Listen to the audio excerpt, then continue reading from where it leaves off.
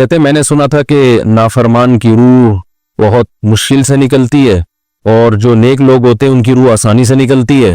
تو میں تو جب گیا یورپ میں تو میں نے بہت سے گوروں کو بڑے آرام سے مرتے ہوئے دیکھا اور بہت سے نیک لوگوں کو بڑی مشکل سے مرتے ہوئے دیکھا. تو یہ کیا ہے؟ تو کہہ رہے مجھے تو اسلام کے بارے میں اشکالات شروع ہو گئے. میں نے کہا آپ نے جن سے یہ تقریر سنی ہے نا کہ نیک لوگ کی روح آرام سے نکلتی ہے، بروں کی مشکل سے نکلتی ہے، انہوں نے آدھی بات بتائی ہے، پوری نہیں بتائی. میں نے کہا یہ تو صحابہ کے دور میں نے کہا اگر آپ حدیثیں پڑھ لیتے ایک آیت سے کبھی تھوڑی مسئلہ حل ہوتا ہے. آپ کسی کی ایک بات لے رہے ہیں، دوسرے موقع پہ جو اس نے تشریح کی ہے وہ آپ نہیں لے رہے. میں نے کہا معاذ اللہ، اگر کسی کی کوئی موت کی کسی کو بہت تکلیف ہو رہی ہے، یہ اس معاذ اللہ اس کے برے ہونے کی علامت ہے، تو یہ تو پھر کفر ہے. حدیث میں آتا ہے کہ آپ صلی اللہ علیہ وسلم کو موت کی تکلیف دوسروں سے زیادہ ہوئی ہے. آپ صلی اللہ علیہ وسلم فرمایا اوعکو کما یوعکو رجلان منکم، مجھے بخار میں اتنی تکلیف ہوتی ہے جتنی تم میں سے 2 آدمیوں کو ہوتی ہے.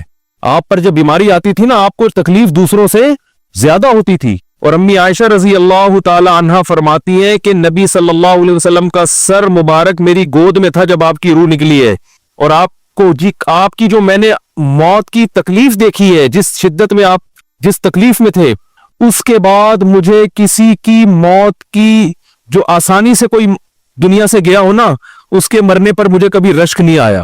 رشک کا کیا مطلب؟ کہ بھئی یہ اتنی آسانی سے چلا گیا تو اس کا مطلب یہ زیادہ اچھا تھا، اور معاذ اللہ آپ صلی اللہ علیہ وسلم کے اعمال کم تھے، تو یہ تو ممکن نہیں ہے نا. کہتے ہیں مجھے کبھی کسی پہ رش نہیں آیا کہ آرام سے مر گیا تو بہت نیک ہوگا. ٹھیک ہے نا، بہت مشکل ہے سمجھانا. امی عائشہ فرماتی ہیں کہ یعنی امی عائشہ کی حدیث کا مفہوم بیان کر رہا ہوں کہ نبی صلی اللہ علیہ وسلم کی موت کے وقت جو تکلیف کی حالت تھی، اس کو جب سے میں نے دیکھا ہے، تو امی عائشہ کی بات کا خلاصہ یہ ہے کہ اب اگر میں کسی کو دیکھتی ہوں نا کہ آرام سے روح نکل رہی ہے، یعنی آرام سے مر رہا ہے، دنیا سے جا رہا ہے، تو مجھے اس پہ رش نہیں آتا کہ وہ بہت نیک ہوگا. کیا مطلب؟ اس کا نیک عمل سے تعلق بولتے کیوں نہیں ہے. لیکن ہمارے ہاں سارا مدار کس پر ہے؟ مرنے کے بعد شکل کیسی ہے اس کی؟ آڑا ترشا ہو گیا تو جہنم میں جا رہا ہے اس کا مطلب. اور اگر مرا ہوا ہے، دانت کھلے میں، ایسے لگ رہا ہے مسکرا رہا ہے، سیدھا کہاں جا رہا ہے؟ او بھائی، اگر خدا نہ خواستہ کوئی لکوے کا مریض تھا، کوئی فالج کا مریض تھا، وہ تو مرے گا تو اس کا تو بیچارے کا ہوگا تھوڑا سا چہرہ بھی ٹیڑھا ہو سکتا ہے، کچھ بھی ہو سکتا ہے، نیک لوگوں کا بھی ہو سکتا ہے. تو مدار کس پر ہے؟ اعمال پر. اور نیک لوگوں کو بعض دفعہ موت کے وقت ڈبل تکلیف دی جاتی ہے. ایک تو اس لیے دی جاتی ہے، یا تو اس لیے کہ کوئی گناہ ان کا باقی رہ گیا ہوتا ہے. اللہ کیا کہتے ہیں؟ بھائی قبر میں جانے سے پہلے اس کو ہمارے پاس دھلا کے لے کے آؤ، صاف ستھرا ہو کے. اب ہمارے پاس آ رہا ہے تو اب ہم نہیں چاہتے کہ اس کے گناہوں کی گٹری ہو، اس کو پاک صاف کر کے لے. میں نے بڑے بڑے بزرگ دیکھے جن کو آخری وقت میں بہت مصیبت میں گزری ان کی، یعنی زندگی کے آخری ایام، بیٹیوں کی ٹینشن، کسی بیٹی کو طلاق ہو گئی، وہ گھر آ گئی، کوئی اور مسئلہ ہو گیا، تو بڑی ٹینشن میں آخری وقت. لیکن وہ زبان سے کیا کہتے تھے؟ شکر.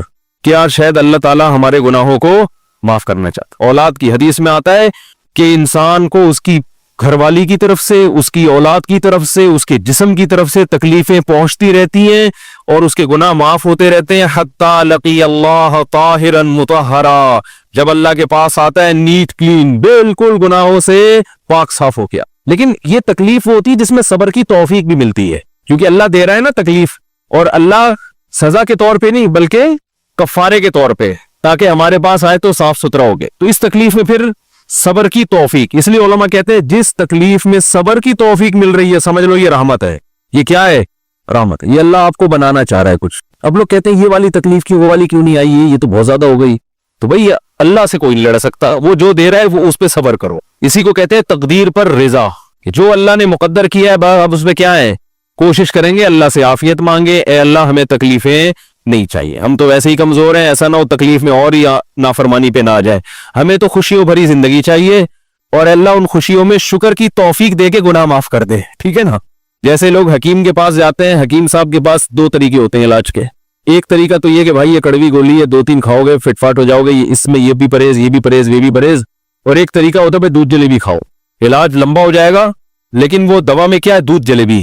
تو آپ کہتے ہو بھائی یہ دودھ جلیبی والا مجھے دے دو، ٹھیک ہے لمبا علاج کروا لوں گا، فائدہ دیر سے ہوگا، لیکن میں یہ کریلے کا جوس نہیں پی سکتا. تو ہم نالائق لوگ ہیں. شکر سے بھی انسان کے ترقی ہوتی ہے، تو اللہ سے یہ مانگنا چاہیے اللہ ہمیں نعمتیں دے، تکلیفوں سے بچا، اور شکر کی توفیق دے تاکہ ہمارے درجات بلند ہو. تو شکر کے بھی تو بڑے فضائل ہیں نا.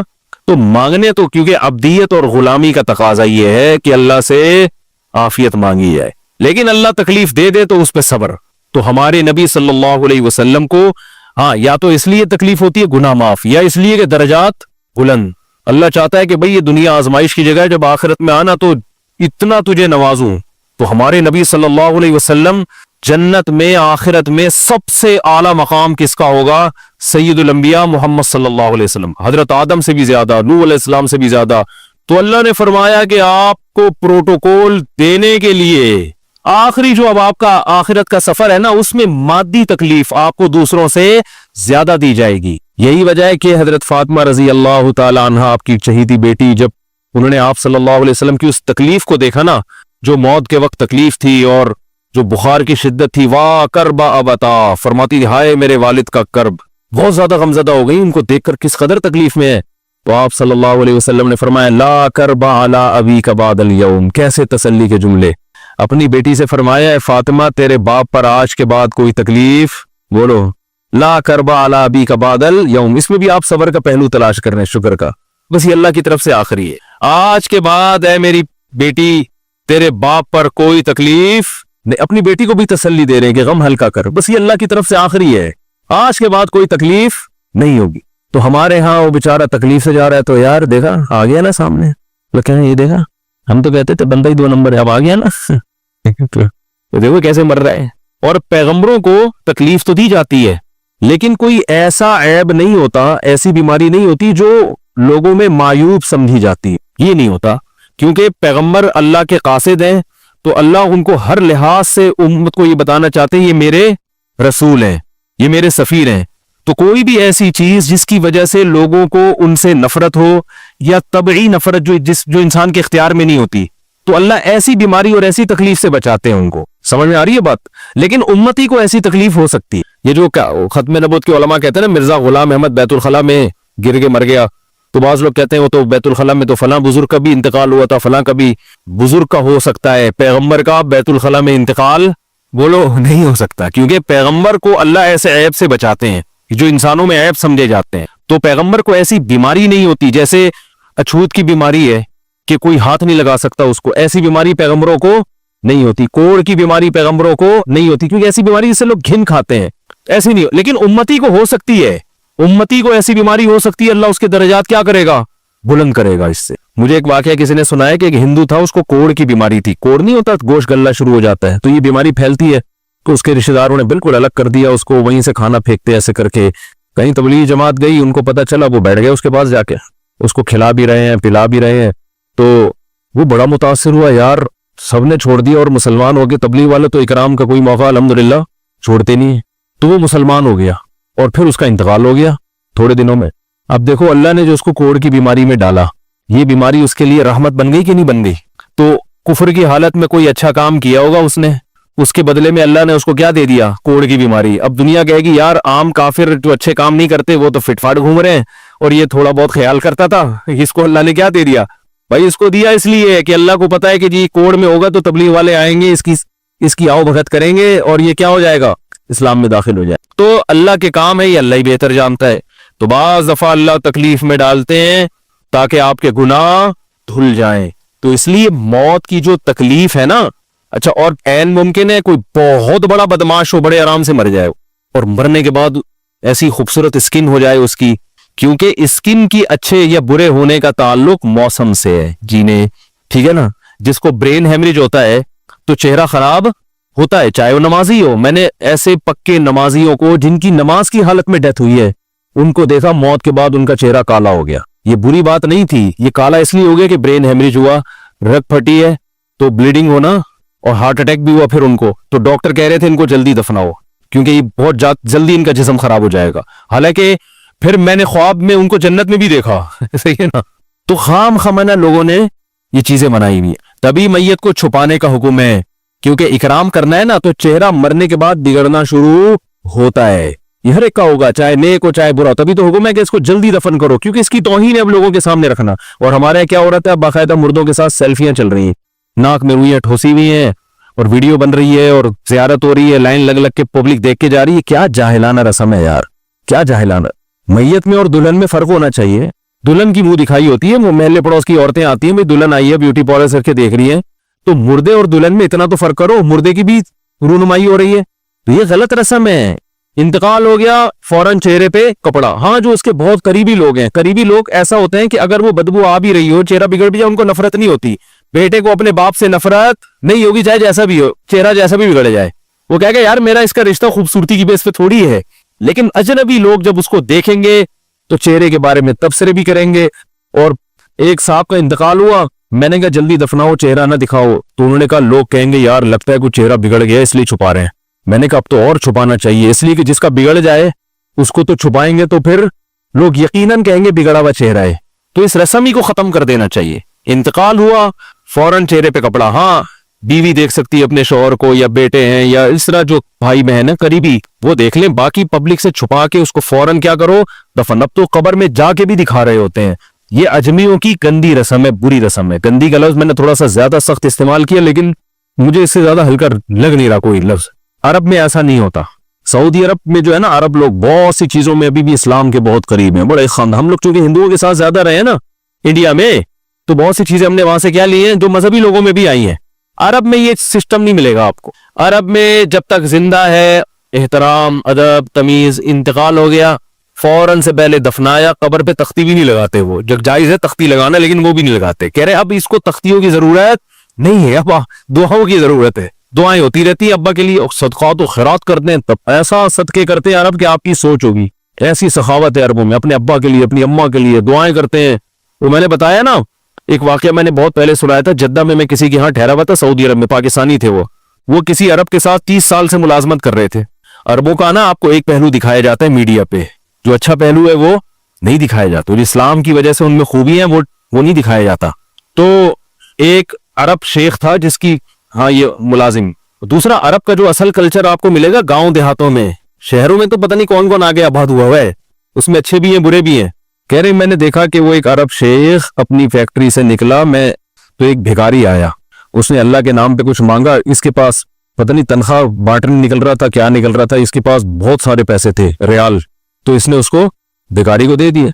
भिखारी को जैसे दिए, भिखारी ने, अच्छा ये अरब भी 80 साल का बुढ़ा, तो उस भिखारी ने इसके अरबी के माँ बाप को दुआएं देना शुरू कर दी दिल से ना। वो पाकिस्तानी था, वो बड़ा होशियार, दुआएं दी, अल्लाह करे तुम्हारे अब्बा की मगफिरत हो जाए, अल्लाह करे। तो वो अरब को इतना अच्छा लगा, उसने और दे दिए।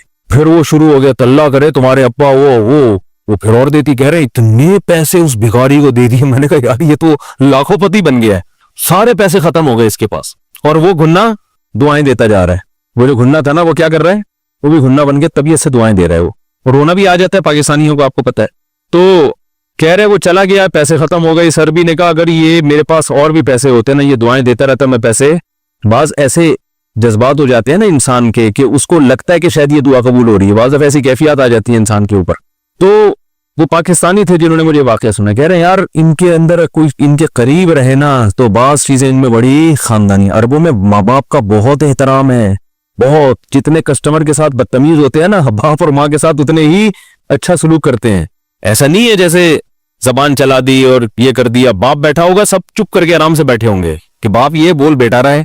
हमारे यहाँ बेटा बाप लग, मैं तो लोगों से पूछता हूँ ये पहले क्यों, कि मुझे ऐसा लग रहा है आपका बच्चा आपसे पहले पैदा हो गया, यानी वो बाप बना हुआ होता है। ठीक है ना, बातें ऐसे कर रहा होता है कि जो बेटा है वो बाप लग रहा है, जो बाप है वो बेटा लग रहा है। तो खैर कहां से कहां बात चली गई, क्या बात कर रहा था। अरे यार ये तो मौजू को कोई पकड़ के रखे, ये बहुत बड़ी जाहिल पीर की बात तो मैंने शुरू की थी, शैतान हवा वगैरह सब हो गया। हाँ, ये बात चल रही थी कि मौत की तकलीफ अगर किसी को होती है, मैं ये बता रहा था कि इस्लाम की बातें, इलॉजिकल बात इस्लाम नहीं करता।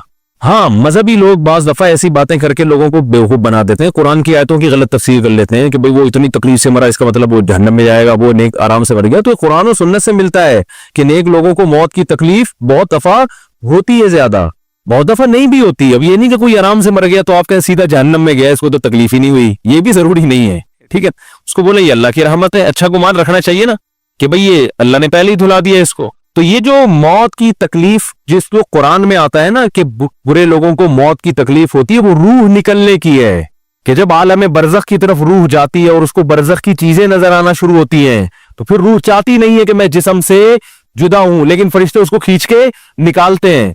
تو یہ عالم برزخ کی چیز ہے, اس کا اس مادی زندگی سے تعلق نہیں ہے. مادی زندگی میں تو کسی کے یہاں گولی مارو گے نا, ٹھا کر کے گئی, نکل گئی, مر گیا. اور کسی کو کیما بنا کے مارو گے تڑپا تڑپا کے, تو تڑپ تڑپ کے مرے گا وہ. مادی زندگی میں کسی کو آگ میں پھینکو گے تو جل کے مرے گا, چاہے نیک آدمی ہو. اور کسی کی گردن اڑاؤ گے تلوار سے تو 1 منٹ میں کیا ہو گیا, ختم. لیکن جو اس کی روح نکل رہی ہے, خدا کے پاس جا رہی ہے, وہ منظر نافرمان کا بہت ہی بھیانک ہوتا ہے. اور نیک آدمی کی روح ایسے پرواز کرتی ہے, وہ اس کی تکلیف ہے. اور اس پہ میں ایک واقعہ بھی سنا چکا ہوں, دوبارہ نہیں سناؤں گا کہ کیسے دنیا میں بھی اس کے مشاہدات ہوئے ہیں.